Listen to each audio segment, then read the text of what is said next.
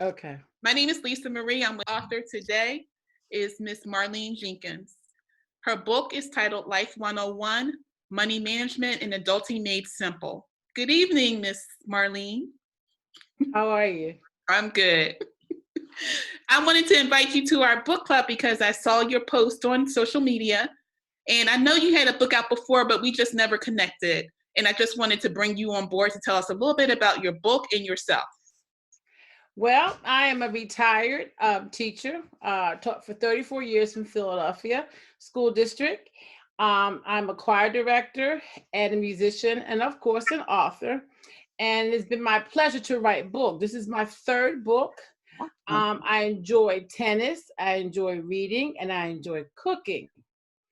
So those are my one of my three loves, and I enjoy playing tennis.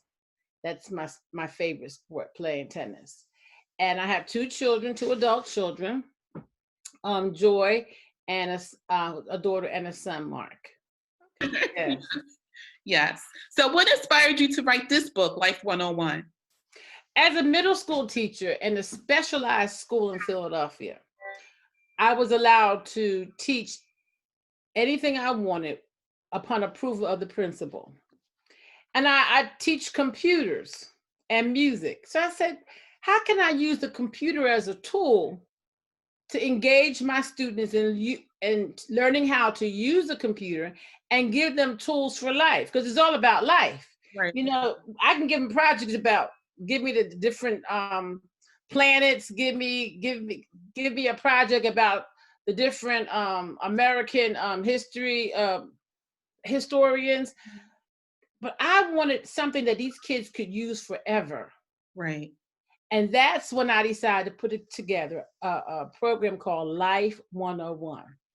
For 15 weeks, for 45 minutes, every day, my students learned from leaving college to retirement. Mm. And we did everything in a special, my order. Life doesn't happen in order. Right. But we went from leaving college to being single to getting married to having children, possibly getting divorced, Right. Mm-hmm. possibly death. Right. I didn't teach disability. Disability is in the book because someone said to me, you need to think about adding disability Uh-huh. because that can happen. Yes. And then retirement. So that was the life stages. Mm-hmm. So we did it that way, and we learned how to cook. Mm. I had a group of people coming from Drexel trying to teach the children how to eat healthy. Well, let's teach them how to eat healthy now and teach them how to eat healthy when they go to college, Right. and then when they live on their own. I also taught some classes about how to cook using the slow cooker. Now, Okay. if I was in the classroom now, we would talk about using the air fryer. That's my appliance of choice. Exactly. Then we taught the children about budgeting. We let them buy cars. That was my favorite subject. My favorite part of this class was buying a car. Okay. I gave them 3 days to buy a car. Now, some people go out and buy a car right now, take them out, they sign the papers, and they walk out. Some people it takes them a longer process, but they had to do research. But I gave them 3 days of research. The boys, they had a ball. They were getting Maseratis, and they were getting this, and they were getting that. And then all of a sudden, on the third day, I used the B word. And my students know I only believe in the B word, and the B word is budget. Right. If you whisper in my ear and say, do we have a budget? You get extra credit. But they were so excited about buying a car, they could care less about the budget. A Mm-hmm. couple kids have come to me and said budget. And on the third day, I said, boys and girls, there's a budget for this. And then they just died. Because you can't buy a Maserati on a budget. Right. You can't buy a BMW X. So they were like, oh, this is impossible. Mm-hmm. They bought apartments. Now I teach multicultural children. I used to. So they were renting apartments in different parts of Philadelphia that they should not be in. So I used to tell the students, you need to ask your parents Is this is a good place to buy. I'm not buy, but to rent, to lease, Uh-huh. and then find out. And then you have to pay for pets. These kids didn't know. Some places you have to pay. You have to pay rent for a pet. Yep. And then my favorite one, and everything is hands on because they're literally going to the newspaper, going to Craigslist, and then we learn how to go out to dinner.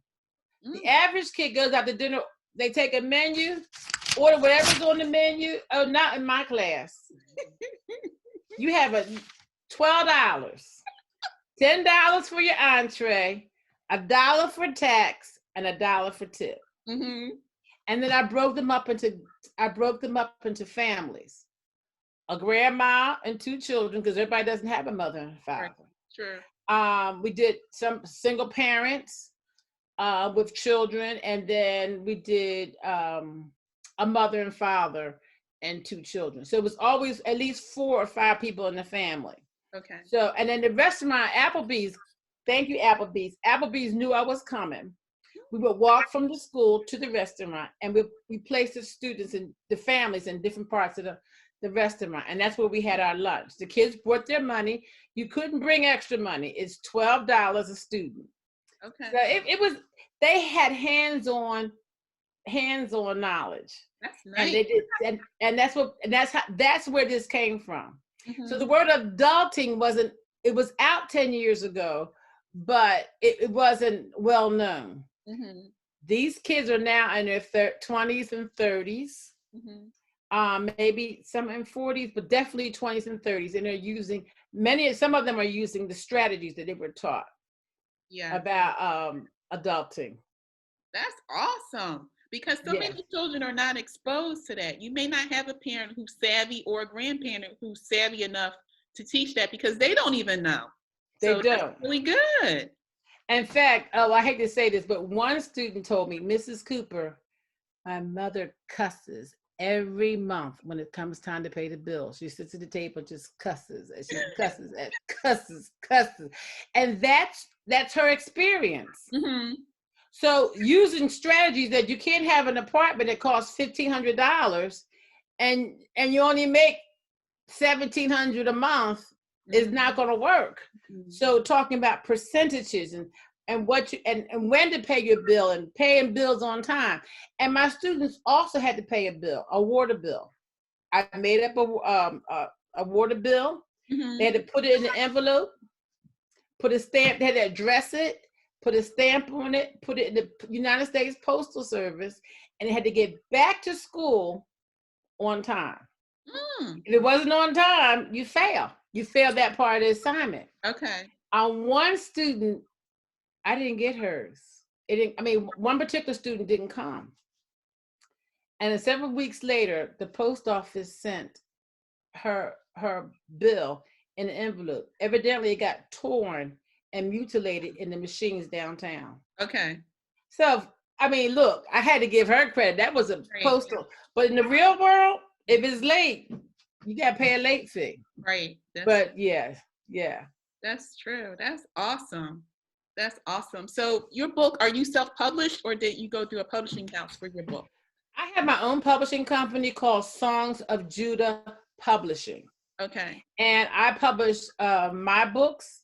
I also publish books of others. I've published, they're downstairs. I have a 94-year-old client. All he wants to do is publish books. So every year he wants to publish books. So I published his first book, 300 pages in 2018. And then he wanted color pictures. He was 91 at the time, whatever you want. Mm-hmm. And he paid for it. Mm-hmm. And then he did a poetry book last year. And this year, I figured COVID, we're not going to do a book. Then I got a call. I have a book I want published. I'm ready. And he's ready for his 4th book. But his daughter said, you have to wait till after the new year because she needs a break. I need a break. The daughter needs a break. She said, after the new year, we'll go ahead and I'll have Miss Marlene do your 4th book. And I also published my son's book. It's called The Power of the Passport. Oh. So he's an international traveler, In fact, he's been in Europe for a little while, and he's still there now. Well, right now he's in the United Kingdom. He's in London, but he talks and he mentors and he speaks to children about traveling. Mm-hmm. You know, some kids only go maybe to Dorney Park or Florida. Yeah. I want you to think about going out and broadening your horizons. And then he introduces the different cultures. So I published his book as well. So I've published 4 books outside of my 3. Language arts teacher. Okay. But you never use anybody. First of all, you don't use your friends, and you don't use school and college professors. You need a professional editor to edit your books. Okay. And I have an editor. I have 2 editors, but I have one main editor, and he edits my books. That's his job. That's what he's trained to do. Somebody who's an English teacher, they're very good. Now, as a teacher, I teach editing, and it's a process. You do have to edit your own books. That's the first, second, and third edit. When it's done and ready and complete, then you send it to the editor, and then he edits or she edits the book. They send it back. Then you fix the recommendations, and then you send it back, and then you edit it again. Now, this is a nonfiction book. When you have a fiction book, you have development. Okay. Developmental editing. Okay. Maybe the character is too shallow. Mm-hmm. Maybe you need to delve more into the historical part of it. And that's another type. There's about 3 or 4 different type of editors. Okay. So, or type of editing, excuse me. But as a nonfiction editor, now he will tell me, he will not make all the decisions himself. He will say, he will make recommendations. And sometimes he didn't understand what I meant. And then when we understood each other, then we made a decision according to that. Okay. So he just doesn't edit it carte blanche, and then you have to accept the editing. You accept what you want. It's not good. Yeah. If you spend, there's 2 things you spend your money on: a cover and editing. Those are the major 2 things you spend your money on. And of course, actually going to the printer. But that's what you spend your money on. So how do you push your book out to the mainstream? Are you just on Amazon or? Well, that is the hardest part about marketing a book.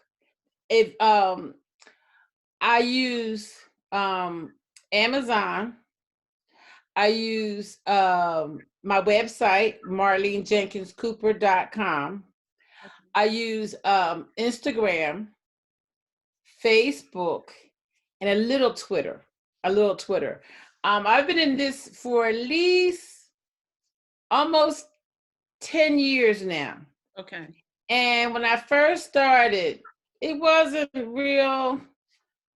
Social media was okay.